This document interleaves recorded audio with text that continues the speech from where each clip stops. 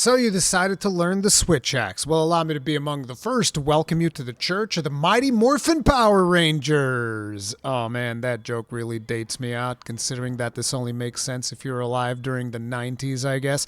So before I embarrass myself any further, let's just move right along. There's going to be an image on your screen right now that's going to show you a PlayStation controller next to an Xbox controller with the relevant PC mouse and keyboard controls below them. I want you to take a screenshot of this and put it on your second monitor or print it out or take some notes, because moving forward we're going to be addressing things in PlayStation terms. So this way you're going to be aware that whenever I say triangle, I'm talking about the Y button on the Xbox controller or the left mouse button on mouse and keyboard. And whenever I say circle, you're going to know that I mean B on the Xbox controller or right mouse click on the mouse and keyboard. So, without any further ado, let's move right along. So let's talk about focus mode, which you can access by pressing left trigger on your controller. And when it comes to the switch axe, I think I'm also going to once again recommend that you use it with toggle. Now, once again, this is a personal option for you. This is on the second page of the control options menu. It says right there, melee weapons, press L2 to toggle mode, or left trigger, or whatever happens to be the relevant key on mouse and keyboard from the scheme that I told you guys earlier. But the reason why I recommend toggle for a switch axe is because there isn't really a major disadvantage. The only disadvantage that I can tell is that whenever you dodge by pressing cross, your character does the little hop thing rather than doing the roll. Now, you still gain access to the roll if you press cross twice, which is like your biggest defensive option when it comes to switch axe. You're going to be dodging all over the place. Yeah, so if you are in a big defensive tight spot, you might want to turn off focus mode, because that gives you access to the roll right from the first dodge input.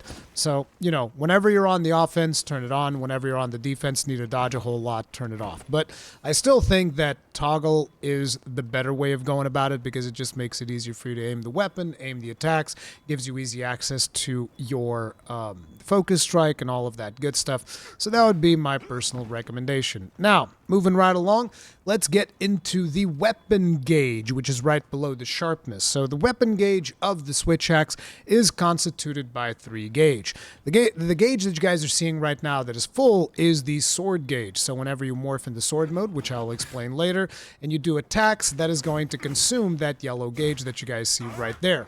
On the other hand, if you morph back into axe mode and you do attacks, it is going to fill them up, but only if you hit the monster with your attack. So if you go ahead, hit the monster, you can see that it is filling up the gauge. So that's the way that it works. Whenever you are in sword mode, you will consume the yellow gauge. Whenever you are in axe mode, you will gain the yellow gauge. The gauge also restores itself if you sheath your weapon, albeit a bit slowly. The other 2 gauges on the weapon can be separated. I'll just call them left gauge and right gauge for now so that you guys can see. They are empty right now. On the left side is the power axe gauge. That is a buff for axe mode that increases your damage and also makes it so that you generate gauge a little bit faster. So it is a buff that I would recommend you getting pretty fast. It's super simple to get. I'll get to it when we get into the moves. And then the other portion of the gauge is the amped state. So this one is going to fill up as we do sword attacks on the monster. You can see it filling up slowly over there.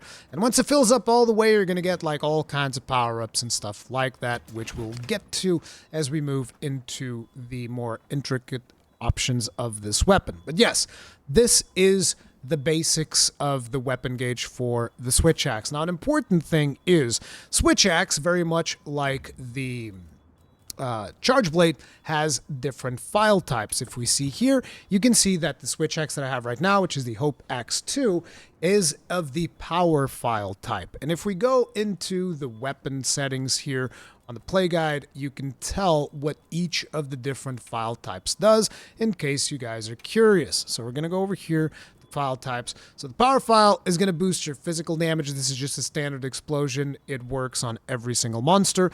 Then there's an element file, which means you'll have to look into the different weaknesses of each monster and align yourself to have an element file of that type. So if the monster is weak to fire, you'll want a fire switch axe with an elemental file type. And then if you want, there's a poison file as well, which does exactly what the name implies, adds poison. There's a paralysis file, which adds paralysis. There's a dragon file that adds dragon element. And there's an exhaust file that adds stun and exhaust. And you guys are like, well, why isn't this like all the other weapons that just have you know, it just says, oh, this is a paralysis weapon, this is a fire weapon.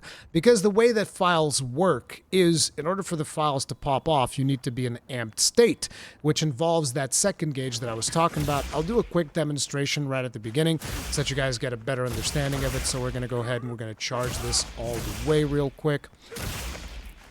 I say real quick, but power Phial actually charges much slower than all of the other Phial types. But if you see, once you fill the gauge on the right all the way, your weapon's going to start glowing, and then whenever you attack, there is a follow-up explosion. That is where the Phial part comes in. So for this weapon, it's just a regular explosion because it is a power Phial, so it's just physical damage. For other weapons, the explosion will do different things. So if it's an element Phial, it will deal elemental damage. So if it's a fire type weapon, it will deal fire damage. If it's a thunder type weapon, it will deal thunder damage, so on and so forth. If it's an exhaust type weapon, when you have it amped up like this, it means that your hits, even though you're hitting with a blade, are going to be doing KO. So if you hit a monster in the head with it, you can KO monsters. And they're also going to be exhausting the monster because blunt weapons deal exhaust damage, which makes the monster get tired a little bit faster, so on and so forth. And then the poison one, it means that every single hit that you do while amped state delivers poison. The paralysis one means every hit while you are doing... while you are amped state is going to deal paralysis damage, so on and so forth. You guys are like, well, how's that any different from one of the other weapons? Well, the other weapons that have status ailments like poison and paralysis, they have a chance to inflict poison every time that you hit a monster. Whereas this, when you're in amped state, it inflicts those status ailments always. That's why they're different Phial types and so on. And now you guys are like, okay, so what's the difference between Dragon? Dragon is pretty much the same thing as an elemental Phial, but for lore reasons, you know, the Monster Hunter team is like, we don't really know that much about the Dragon element, so technically speaking, it's not an element, so... whatever, it's Dragon Elemental Phial, okay? That's really all you need to know about the Phial types. So now, as I've already explained to you guys, whenever it comes to this weapon, the whole idea is that you use axe mode to then power up the sword mode and then go into sword mode to dish out additional damage. But there's another little bit difference that you might notice if you walk around with your character while you are in the different modes. So right now we're in sword mode. If we go into axe mode, and I'll explain how to do the morphing and all of that stuff. I know I still haven't said the input, even though you can see it on screen. We're going to get into like all of the morphing, you know, tech and stuff like that. But the idea is, if you notice, with the axe, we're moving significantly faster than with the sword. So if you are in a position where a monster is just like being super aggressive, you might not always want to be in sword mode because sword mode is very slow. And if you notice, its dodges are also slow. So you can dodge while in sword mode. But if you're like running around dodging, you want to be in axe mode because it's faster, you're moving faster, you're dodging more, you're doing all of that stuff. So whenever you're on the defensive, you want to be in axe mode most of the time. It's not always, but most of the time. If you're on the back foot, monster's overwhelming you a little bit, swap back into axe mode, dodge around, study the patterns, locate your openings before you swap back into sword mode to dish out some punishment, right? And the other thing is, you also have to manage the gauge. So when you are running low on the yellow gauge, you want to start swapping back to axe to go back into charging it up so that you can keep going ham on sword. Now you'll notice that there's a little white bar, a little white, you know, line on the gauge. That is how much energy you need to be able to swap into sword mode. So right now, if you notice, we're below the bar. So we can still finish out the bar, and the bar raised up, that's because we got damped state. Whenever you get damped state, it raises up a little bit. But once you go below that white line, you can still use the rest of the bar, but if you switch to axe mode, it's not going to let you go back into sword mode because you need to at the very least fill out the bar.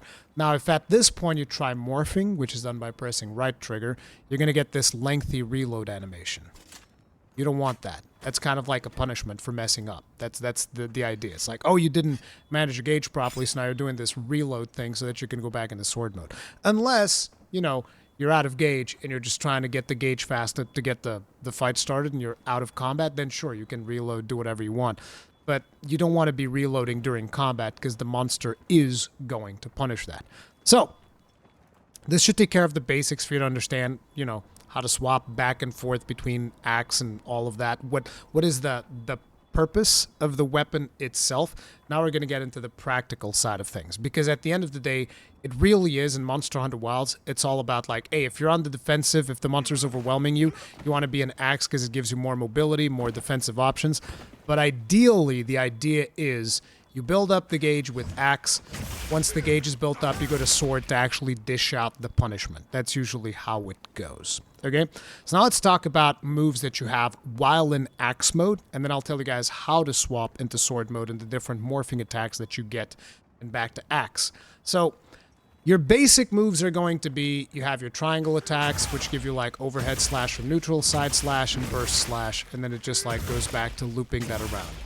So, not a particularly flashy combo, but it is actually the basis of what you're going to be doing whenever you need to regain gauge for your sword. Your circle attacks are going to do wild swings, but your circle attack is also very good for mobility. So if you're moving and you need to get a little bit forward momentum, you want to be inputting forward, pressing circle. That's going to give you the forward overhead slash, which is pretty good. Whereas if you're inputting forward and pressing triangle, it's going to give you this forward slash, which is a little bit more conservative. This is just kind of like a quick stab before you can go into other inputs, right? But usually most of the time, you know, you're charging into a monster, you're going to go like, forward overhead slash. You can also do it from drawn by pressing triangle, but triangle is just like a standing still overhead slash, so keep that in mind. But yeah, forward circle gives you the overhead slash. Now, another thing that you want to keep in mind when it comes to axe is the fade slash. So if you press back in circle, that's going to give you the fade slash, which creates a little bit of distance between you and the monster. This is like, oh, he's coming in with a big attack. I need to see if I can dodge it real quick while still trying to punish. And you can do this fade slash thing. So you can also then go back in once it's safe. So you can do like fade slash and then forward circle, and you go back in with another overhead slash, right? So this is your circle attacks and your basic triangle attacks. But then there's something else, which is there is the wild swings. So if you just press circle from neutral, your character will start swinging. And if you keep mashing, it will keep swinging. Now, this is not a particularly powerful attack in Monster Hunter Wilds from what I can tell, so I very rarely use it. If I'm stuck in axe mode, I usually try to go for more axe combos, but it is necessary for you to get into power axe mode. So in order to get into power axe mode, which is the left gauge below the yellow gauge on the weapon gauge of the switch axe, which that's a mouthful, but I'm sure you guys understood where I was coming from, you just press circle once, and that is going to do 2 wild swings. If you follow up those 2 wild swings with triangle, you're going to do the power axe. It's going to do this heavy slam, boom, and now your axe is charged. Now, it's important that if you just press circle and then immediately press triangle, he's going to interrupt with an overhead slash that does nothing. So you have to press circle and then wait for the second swing. Second swing, now triangle, bam. Or you can mash circle for a little bit if you want. It's just that in previous Monster Hunter games, you would actually have to do, like, you'd have to do the thing, like, 3 times or something like that. I forget exactly how much it was. Before you get to go into Power Axe, it would be something like this more so.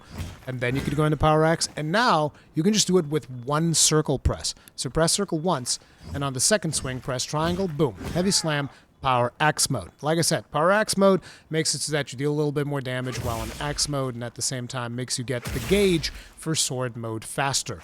So it's just like a pretty good buff for axe mode, and just something that I'd recommend you trying to get into the moment you're stuck in axe mode, okay? It doesn't really give you any benefit, as far as I'm aware, to being in sword mode. So I've seen, for instance, whenever Preach was going into Monster Hunter World, he'd be like charging up axe mode before going into sword mode.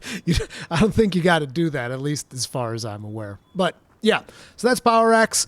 Then the other thing that you can do while in axe mode is there is an offset attack for this weapon, which is triangle circle.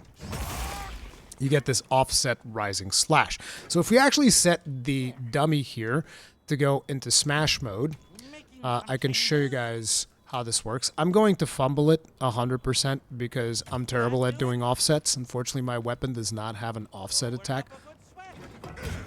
So let's see if I can nail this.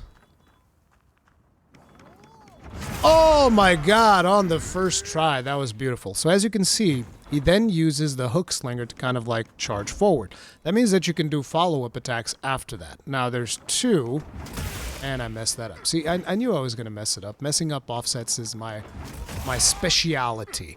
But what I would recommend when it comes to offsets is just throw them out there and eventually you get them. But yeah, you then have this follow-up attack, which just does the follow-up heavy slam, which also gives you power axe mode.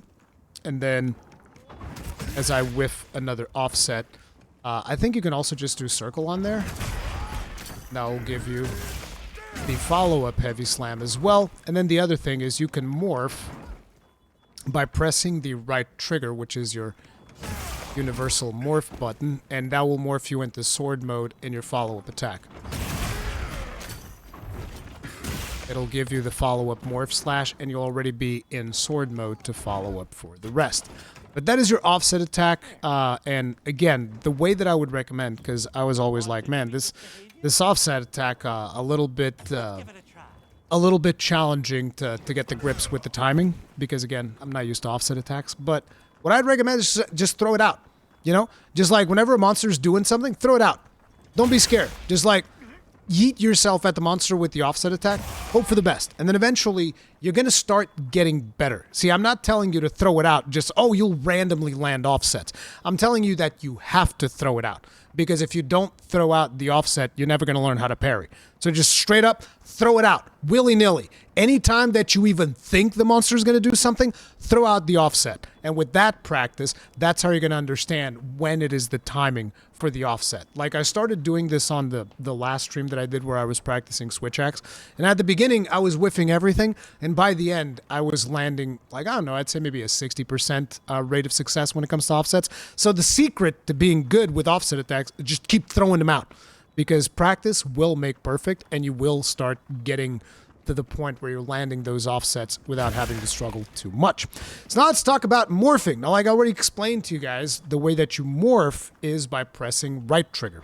So right trigger is the universal morph button. But the thing is, you can morph in the middle of attacks. So let's say you do an attack, when you press the morph, it'll switch the sword and do an attack. And the same thing goes from switching the sword back into axe. You do an attack, then you press morph, and it'll do an attack.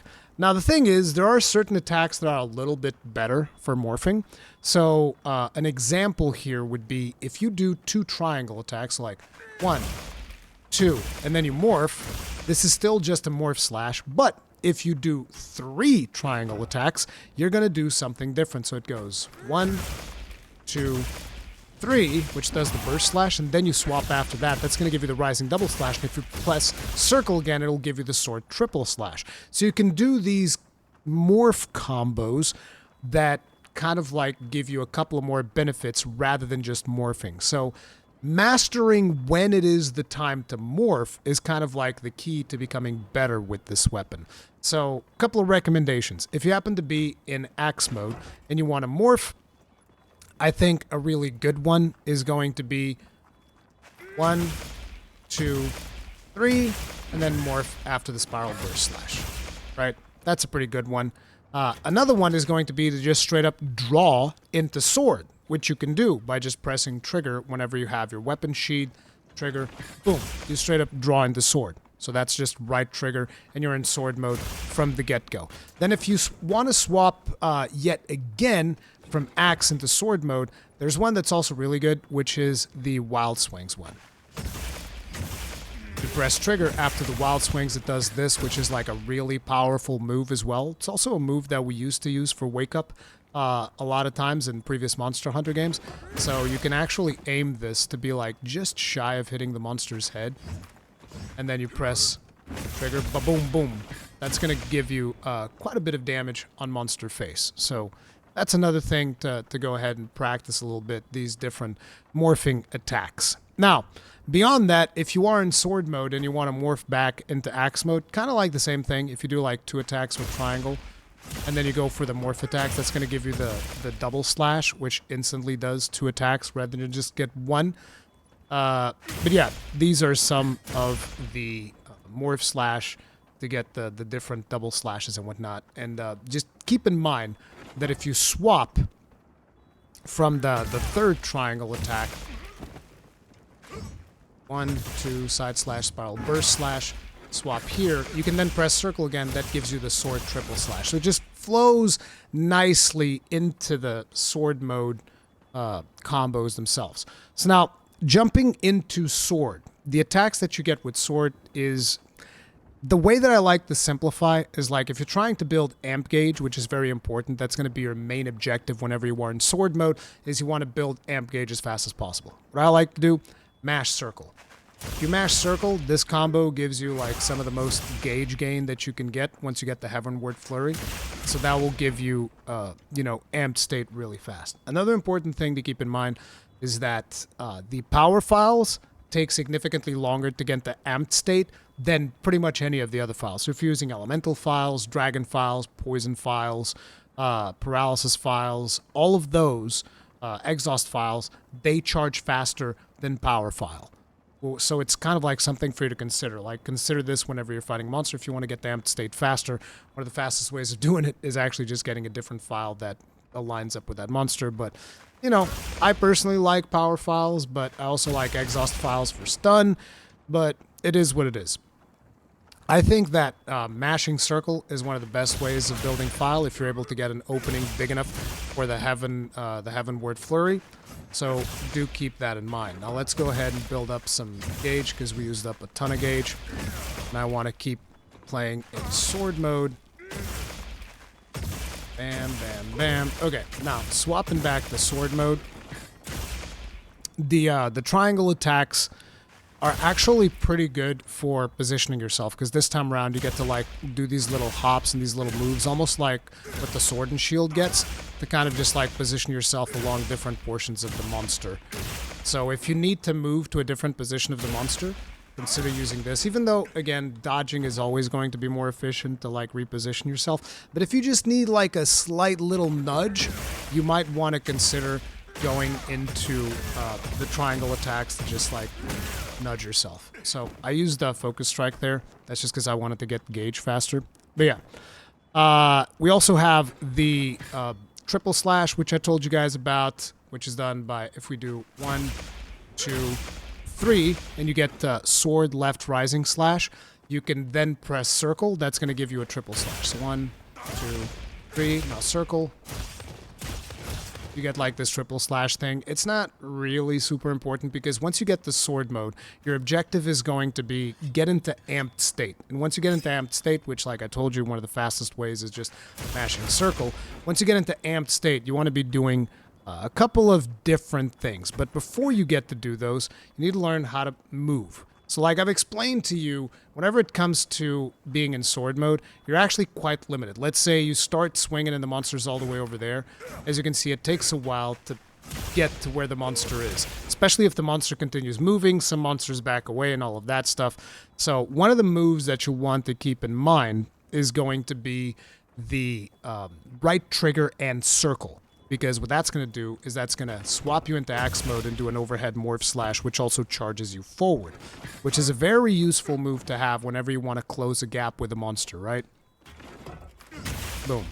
That is way more efficient than just keep swinging or trying to dodge towards the monster. Instead, you do this offensive thing, you get a little bit more sword gauge, you can even follow up with a couple of more axe attacks, and then seamlessly flow into a sword mode and just keep hacking away. Now, there's also an unlimited combo that you can do, which involves doing like, okay, you do the double slash into triangle into double slash. This used to be an old combo that we really used to do a whole lot. But with this iteration of Wilds, we're actually going to get something a little bit different in the form of the... Let me just get this wound real quick so that we can get max gauge. There's actually going to be something else that you can do in the form of like the element discharge, the... what's it called? The something slash, the unreleased slash, or the full release slash. It's like, they always have these different names, and my memory is terrible when it comes to names. But let's go into first explaining what is element discharge. So let's first get into amped state, because like I said, whenever you get into sword mode, your first objective, get into amped state as fast as possible. Okay, so we're in amped state. So if you now press triangle and circle, that was one hell of a day transition. Jesus. So you press triangle and circle, and then you mash triangle, you're going to do the element discharge. mash triangle, and boom! And then at the end of that, it actually swaps us into axe. But there is a follow-up to element discharge. So we're going to go do that again. Going to swap the sword mode, and now triangle, circle, mash triangle. And after that, you're going to press right trigger. That is going to give you the unbridled slash. Now, we've ran completely out of gauge, but we have a wound right here, so we're going to do the focus strike. I will explain the focus strike later. It's just focus strike is one of the fastest ways of getting gauge, so I'm just going to keep doing it. Okay. So, the thing about Unbridled Slash is, if you are in amped state, it can be charged. Now, we are not in amped state, so we can still do the element discharge. But all we can do is the Unbridled Slash.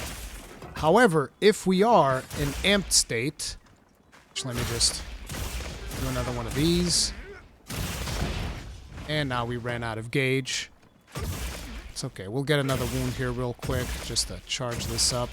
Focus Strike is a super effective way of charging up gauge, by the way. Okay, so now if we get into amped state, what we're going to do this time is we're once again going to do the element discharge, except this time, rather than just pressing on right trigger, we're going to hold right trigger. Okay, so once again, triangle, circle, mash triangle, hold right trigger, and that gives you full release slash, which is an absolute beast of a move. Now, another way of doing full release slash is basically triangle, circle, and trigger, and then holding trigger. And you can just straight up do it from neutral, so long as you are in amped state. So keep that in mind. Amped state, super important for most things. This is why I said, when you get into sword mode, one of the most important things to do is get to amped state as fast as possible.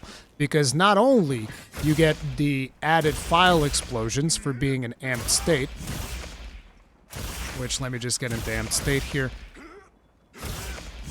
Not only you get these Phial explosions, but it also gives you access to the full release slash. Otherwise, just get the unbridled slash, which is not quite as powerful. But another thing that I can hear people say right now is like, oh, but what about zero-sum discharge? And a lot of you guys are going to be, what the hell is zero-sum discharge? Zero-sum discharge is a move wherein you can clutch onto the monster's face and do an element discharge. It's very satisfying. The way that you do zero-sum discharge now is you press triangle and circle and hold them. And now you mash triangle, very much like the element discharge. Boom. And then you get the zero-sum discharge finisher.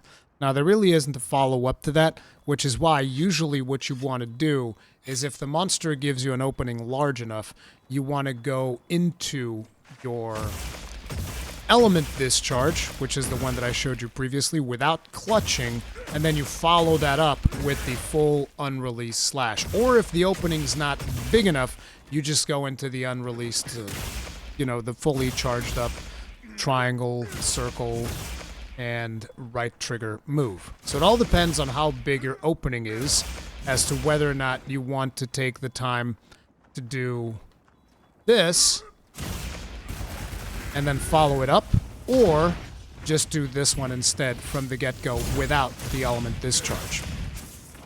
So keep that in mind. It's all about how big is the opening. And now you guys are wondering, well, what about zero-sum discharge? When do I do that one? When the monster is running away. That's usually the ideal time to do the zero-sum discharge is, oh, the monster is running away. Let me clutch on real quick and do one final burst of damage as he is running. Okay?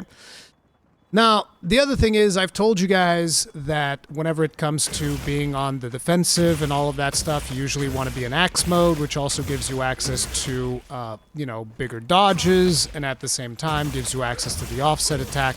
But that's not to say that sword mode doesn't have its own defensive capabilities. It does, in the form of another parry. So that will be the second parry that you have access to with the switch axe. So the way that you do the parry is you're going to have to be in sword mode, and then you press triangle and right trigger. Now, I want you to pay attention to this. The reason I said triangle and right trigger is because some of us, at least I do, have a tendency that whenever a move incorporates trigger, I have a tendency to go for the trigger a little bit faster than triangle, because usually right trigger is shield. And so whenever an ability involves a trigger, if it happens to have a shield, it usually means you're doing it from a guarding position. So it's just my brain is trained to give a little bit more priority to right trigger over triangle. But in this case, you want to do the exact opposite, as if you press the trigger, it's going to give you the swap, which is going to be a problem.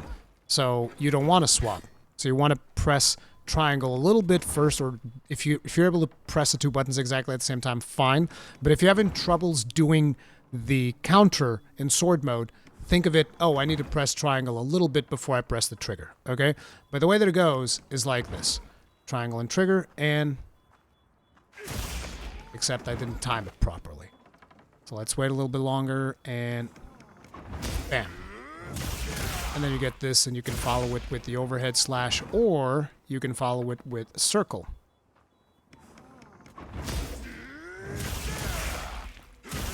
I mean, hell, from the counter you can do almost anything. You can even go into the unbridled slash, or charge it up all the way into full release slash.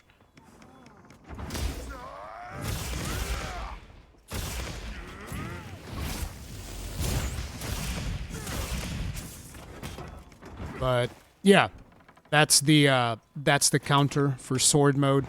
That's all that good stuff. Now let me go ahead and turn off the smashing. But these are your two defensive options. You're either in axe mode and you're dodging all over the place, or you're in axe mode and you're in offset. Well, I guess it's three options really. You're in axe mode and you're dodging, you're in axe mode, you're in offsetting, or you're in sword mode and you do your counter. Now the counter can block almost anything, and it's pretty fast popping off. So do keep that in mind. Okay, so now let's talk about the focus strike, and there's quite a bit to talk about. So I've already told you during this particular tutorial that focus strike is one of the best ways of charging up gauge, whether that is your sword gauge or the amped state or all of that good stuff. So if you happen to be in axe mode, your focus strike is going to be different than when you're in sword mode. So let me show you guys the basic versions of each. So this is an axe mode. We're just going to press the focus strike, which is R1. You're going to start hacking away.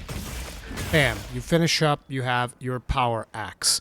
And you're in power axe at the end of the focus strike of the axe mode. If we go to sword mode, you're going to do a couple of slashes, and then you're going to finish with a quick element discharge. And then it swaps you back to axe mode. So the important thing to keep in mind is that you can morph your weapon during the focus strike. So you can go, oh, I'm in axe mode, but I actually want to finish this focus strike in sword mode. And that is going to change the finisher of your focus strike. So if we start doing axe mode finisher here, and I'll press the right trigger, swaps the sword, finishes in the sword mode attack. And the opposite is also true. So if you start in sword mode and we swap to axe midway, let's just let the wounds pop back up. If we start in sword mode, we swap to axe midway, it is going to finish with the power axe finisher. So it looks like we have a wound popping up here. So we're just going to go ahead, press once again, R1, press right trigger, and it does the power axe finisher. Now, another important thing is that after you do the finisher in sword mode, you can follow it up with an unbridled slash, assuming that you are fully amped up, which we currently are not. So let's just get amped up. And if we now do the focus strike in sword mode, at the end of it, hold right trigger, and you go into the full release slash. Now, this is going to eat up our whole gauge, but we have another wound here to gain gauge back up, so let's go ahead and do that. And that wasn't even enough to get us all filled up. But the other thing is, naturally, if you can swap the sword mode in the middle of the axe finisher, that means you also gain access to the full release slash. So, like, swap the sword mode midway, and I'll hold right trigger, and you go into the full release slash as well. So that's something to keep in mind. Your focus strikes are incredibly powerful, and they have a lot of versatility in them. And even if you are not fully amped up, you can still finish, and you can just do an unbridled slash follow-up rather than the full release slash. So do remember, you can morph. It's like, oh, I should have power axe because I'm going to get screwed after this. Okay, let the axe one finish because you no longer have power axe. But if you want to go for damage, you can swap the sword mode, or you can even, oh, I want to actually go into sword mode. Cool. Press down on right trigger. Boom, boom, boom. Actually, I mashed trigger there, so it went back to axe. So you can actually morph multiple times during the focus strike, which is pretty cool. But that is the Mighty Morphin Power Rangers weapon, am I right? I really should not have brought that joke back up. That was a terrible idea of me. But hopefully you guys get the idea. Now, a couple more things that we can do with the switch axe is obviously we have the aerial play. Aerial play is fairly simple when it comes to switch axe. You can jump off of ledges. Press triangle is going to draw you into axe mode. Jump off of ledges. Press trigger is going to draw you into sword mode. Fairly basic. You can kind of like do the same. So like if you're in axe mode and you jump off and you press the trigger, that's going to swap you into sword mode. If you're in sword mode, jump off, press trigger. It's going to swap you into axe mode. If you are in axe mode, jump off, press triangle. It's going to give you an attack. And if you're in sword mode, jump off and press triangle. It's going to give you an attack. It's like fairly basic when it comes to the attacks of the switch axe. And naturally, we also have a sliding attack when it comes to this weapon. So if we go to the slope over here, wait until we get sliding, press triangle. It's going to throw us in the air and do this little aerial thing here. However, you can also be sliding and then press right trigger. That's going to give us a launch into the air with sword, which you can then follow up with another attack by pressing triangle. And it gives you the jumping slash. Or, I know that frame is like super fast, but yeah, if you mash triangle, you can still get like an attack off there. Or the other thing is you can swap back to axe mid-air if you want to. So you can go wham and wham into a morph slash and go back to axe mode. So these are some of your options. Then naturally we still have the Seikret stuff. So you can go into Seikret, and with Seikret, if you press triangle, it'll do attacks, and it'll do like this repeated attack. Does a couple of swings, then stops. But that's kind of like the extent of what you can do, at least as far as I'm aware, because it doesn't seem like swapping to circle does anything midway through that. Like, it just, sheathes the weapon again. So, you also can't really do transitions or anything. It just, like, sheathes the weapon back again. So, there's not a whole lot to do while mounted with this weapon. I'm saying there's not a whole lot because with the gun lance, you can charge. You can do other things, but with this one, not so much. With the hunting horn, you can do like full performances while on Seikret. That's why I'm saying there's not a whole lot to do. Then you also have your dismount attack, which is triangle circle. Bam, does that, which is also pretty good. But that's pretty much all of the moves. Now, when it comes to the way that I personally tend to play the weapon, it's like I said. I just go up to the monster if there are open wounds. Let me actually turn off the wounds because we have all the wounds open right now for the focus strike thing. Let's just put normal. Let's give it a try. Usually I just go up to the monster, draw an axe mode, see if I can get my power axe mode. I'll whiff it, because I always whiff it the first time. You gotta wait for the second attack, then get that power axe mode. Once I get power axe, then I might go into sword mode, because I just like having the power axe in order that whenever I need to swap back, I can just go back and I already have power axe mode. So I just like having it from the get-go. It's like a comfort thing, but you don't have to. So it's like if you really, and probably players that are better than me at playing switch axe, because switch axe is not my main weapon, they probably just draw straight into sword, which you can do by pressing right trigger. Then you kind of just like slash away, and like I said, if you have enough opening for the Heavenward Flurry, that's what you want to go for to get your big amped state up. And then once I get amped state up, I'll try to see if I can get an opening for element discharge and follow that up with full release slash. That's usually kind of like my go-to. I want to go to that. Now the problem is, obviously, you're going to need big, beefy openings in order to get that. So you're not always going to get that. charge up on wounds as much as you possibly can, and if there's not a big enough opening, I'll still try to see if I can get away with the full release straight from the get-go. Because the thing is, full release also gives you hyper armor, so there's that. I'll also dance around monsters, try to fish for offsets because they just feel so good. But again, that's going to be like a feel thing. Like I said at the beginning, you want to be throwing these out just to see whenever you eventually get one. Just throw them out. Keep throwing them out until you get something, right? And if you can't get anything, then get a friggin' wound open, knock them down, and then once again, just get right back into it. Keep throwing them out until you eventually get them. And then, you know, if you don't have enough big openings, you can just slash away with a sword for a little bit, try to fish for the openings until you get the amped state and all that good stuff. Sometimes if a monster is even like moving way too much, I'll even try to get the cheeky, you know, zero-sum discharge in to see if they chill out for a little bit. But, you know, it is what it is. This is going to be one of those weapons that's going to require a lot of practice for you to get into it. A couple of recommendations that I would have when it comes to switch hacks is also, if you can get power prolonger on your weapon, that kind of helps out a lot with maintaining your amped state. I know that some people swear by the focus skill. I've done a little bit of testing with focus. It didn't feel fantastic, so I'm not sure that I personally would recommend focus, but it does help out a little bit in getting these gauges up faster, but it's such a minimal thing that I think you're better off going for damage skills. But power prolonger, I would recommend. The other skill that I would heavily recommend when it comes to switch hacks is definitely evade extender. Like, even just one evade extender is like night and day for me personally. Even though, you know, different players might feel differently about it, because this time we have the counter rising slash, which is your parry. You also have offset moves. So some players like slugging it out with monsters. Me personally, I'm not the most experienced switch axe player, so I like having evade extender. I actually try to get at least 2 evade extenders in this weapon. It just makes it feel so much more comfortable. If you tried switch axe before and it didn't click for you, try putting like 1 or 2 evade extenders and see if it works out better. But other than that, just remember what I told you. If you're on the defense, be in axe mode, you're faster, you're moving around, you know, throw out a couple of offsets.